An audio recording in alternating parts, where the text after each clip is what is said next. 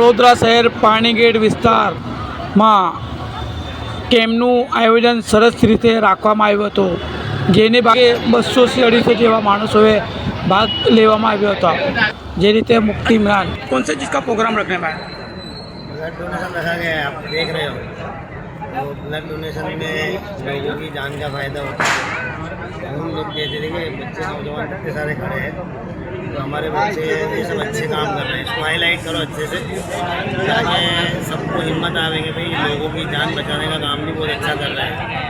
तो आप तमाम जिला से गुजारिश है कि उसमें ज़्यादा हिस्सा भी लेवे और लोगों को फायदा अपने पैगम्बर साहब ने कहा है खैरुन्नास सबसे बेहतर वो लोग हैं जो लोगों को नफ़ा पहुँचाए।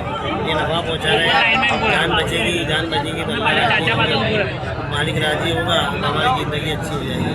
इसलिए ऐसे काम करते रहे, गलत आशा करते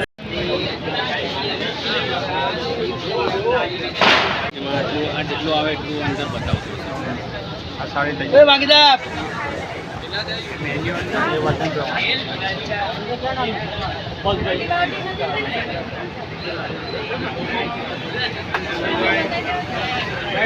उसकी खरीदी बोला